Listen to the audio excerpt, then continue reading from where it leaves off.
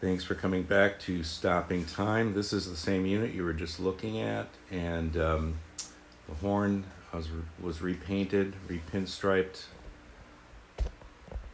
and redecaled. The unit, the wood was stripped, and I used Danish oil, and has a very natural look. The top was sanded, repainted, redecaled, and I clear over the decals. And the motor was cleaned and oiled and is working great. I'll demonstrate that. It's a complete unit, which is on the rare side with the horn, and it works. By the Edison quartet.